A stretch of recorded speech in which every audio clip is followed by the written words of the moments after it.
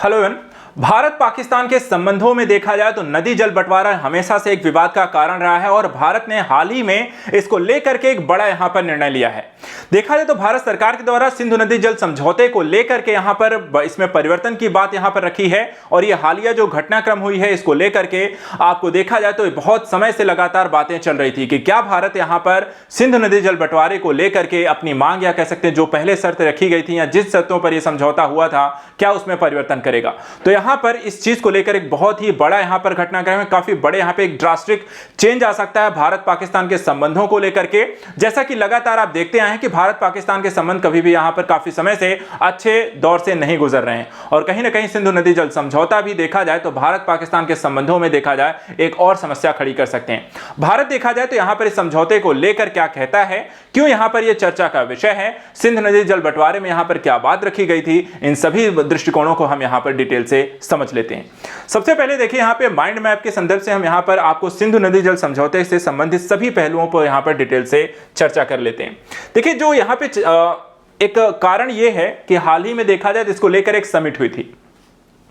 यहां पर सिंधु नदी तंत्र के पानी के बंटवारे को लेकर दक्षिण एशिया के दो देश यानी कि भारत और पाकिस्तान के सिंधु नदी जल समझौते को लेकर हेग में एक स्थित आपको अस्थाई मध्यस्थता न्यायालय के द्वारा दिए गए निर्णय के प्रावधानों को भारत सरकार के द्वारा यहां पर अस्वीकार कर दिया गया है। तो बड़ा यहां पर डिसीजन कि हेग के द्वारा जो कि एक स्थायी मध्यस्थता न्यायालय है उन्होंने एक निर्णय दिया और इस निर्णय को भारत सरकार ने अस्वीकार कर दिया। ना सिर्फ यहां पे अस्वीकार किया है बल्कि साथ साथ बड़े बदलाव की मांग को भी यहां पर उन्होंने उठा दिया है और यही मांग लगातार भारत सरकार के द्वारा पहले से की जाती रही है। तो अब देखा जाए तो यहां पर समझ लेते हैं कि इस विवाद के कारण क्या है और लगातार ये विवाद यहां पर सिंधु नदी जल बंटवारे उससे संबंधित नदियों के पानी के बंटवारे को लेकर भारत पाकिस्तान के मध्य क्यों होते रहे हैं और ऐसी कौन सी हालिया घटनाक्रम डेवलप हुई हैं जो इस विवाद को और भी ज्यादा बढ़ा देती हैं।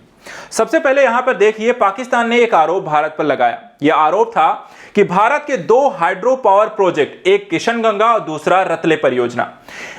किशनगंगा और रतले के संयंत्रों की तकनीकी जो डिजाइन है और उनका जल प्रवाह है, उनके पर्यावरणीय प्रभाव हैं, इस संधि का यानी कि सिंधु नदी जल समझौते का उल्लंघन करने का ऐसा आरोप यहां पे पाकिस्तान के द्वारा भारत पर लगाया गया।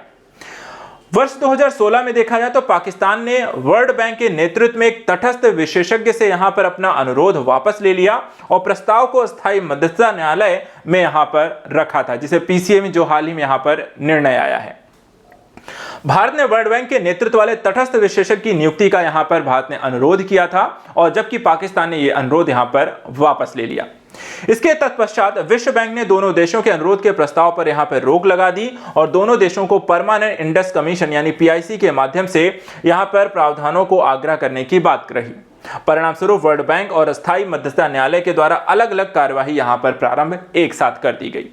अब इस संदर्भ में देखा जाए तो फाइनली यहां पर पीसीए का निर्णय आ गया जिसे भारत ने अस्वीकार कर दिया है। अब यहां पे समझने वाली बात यह है कि इससे क्या लाभ होंगे और क्या हानि हो सकती है और इसके संदर्भ में भविष्य किस तरीके से बनते हुए भारत पाकिस्तान के संबंधों का भविष्य कैसा दिखाई देता है। सबसे पहले यहां पर बात करते हैं कि संधि के पुनर्वार्ता से क्या भारत को लाभ हो सकता है और भारत को लाभ कैसे हो सकता है। सबसे पहले देखिए अपस्ट्रीम जो राज्य हैं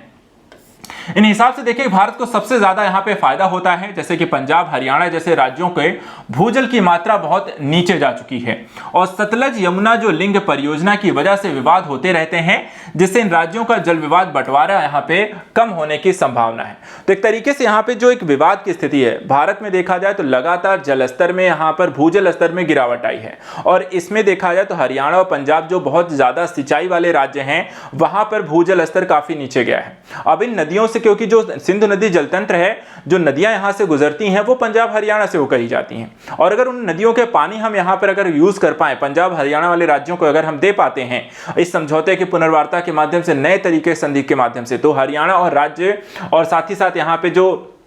पंजाब राज्य के मध्य यहां पर विवाद है नदियों को लेकर के सतलज यमुना लिंक परियोजना को अगर हम यहां पर निपटा पाते हैं उसे प्रारंभ कर पाते हैं तो दोनों के मध्य यहां पर एक समस्या जो है वो खत्म होगी। इसके अलावा कश्मीर में आतंकवादी गुटों को पाकिस्तान के द्वारा बढ़ावा देना, पाकिस्तान पीएम मोदी देखा जाए तो पाकिस्तान के द्वारा लगातार बढ़ावा दिया गया है। और इस संदर्भ में पीएम मोदी ने वर्ष 2016 में पानी और खून एक साथ यहाँ पे नहीं बह सकते हैं, इस वक्तव्य को यहाँ पर दोहराया था। जो देखा जाए तो भारत की रणनीति 2016 में थी, वहां पर भारत ने कहा था पानी भी हम आपको दें और आप हमारा खून बहाएं, ऐसा यहाँ पे नहीं होगा। आप या तो यहाँ पर आपको सकारात्मक संबंधों को आगे बढ़ाना है, तो आपको यहाँ पर आतंकवाद की प्रक्रिया को रोकना होगा। और कहीं ना कहीं उस स्थिति को फाइनली 2023 में भारत सरकार ने यहाँ पे और भी यहाँ पे स्पष्ट कर दिया है। अब आइए समझते हैं इससे संदर्भित यहाँ पे क्या कोई हानि हो सकती है, भारत को हानि क्या है इस समझौते में।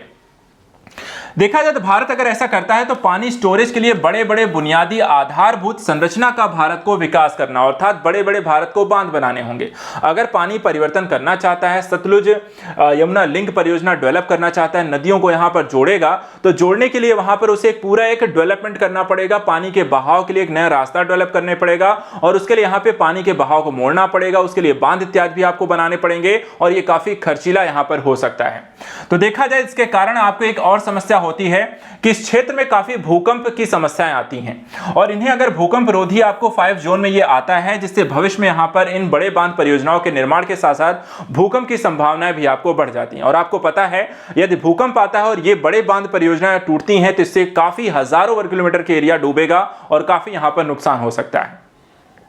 इसके अलावा बुनियादी ढांचे के विकास के परिणाम स्वरूप पाकिस्तान के द्वारा इस डैम पर आतंकवादी गतिविधियों को बढ़ावा देकर नुकसान पहुंचाया जा सकता है, जिससे यहां पे गंभीर परिणाम हो सकते हैं। समस्या यह भी हो सकती है कि पाकिस्तान इस मुद्दे को और भी ज्यादा तूल देकर पाकिस्तान आतंकवादियों के साथ यहां पे गठबंधन करके भारत विरोधी भावनाएं को भड़काने का एक और उनको ऑप्शन मिल जाए और इससे आतंकवादी गतिविधियां भारत में और भी ज्यादा बढ़ने की संभावनाएं हो सकती हैं।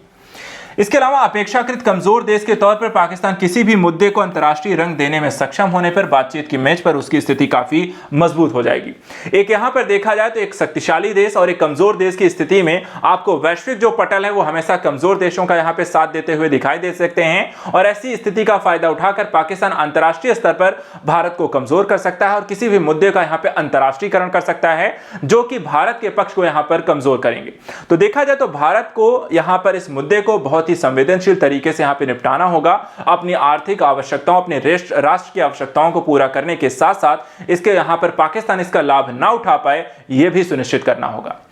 चलते चलते यहां पर इस पर भी यहां पर डिस्कस कर लेते हैं कि इसे हम फ्यूचर के दृष्टिकोण से कैसे देखते हैं। तो संधि में देखें तो मूलभूत समझौते में जिस गाइडेड मैकेनिज्म का यहां पर चरणबद्ध तरीके से बातचीत के जरिए विवाद निपटाने की बात की गई है, भारत यहां पर देखा जाए तो उसके संदर्भ में यहां पर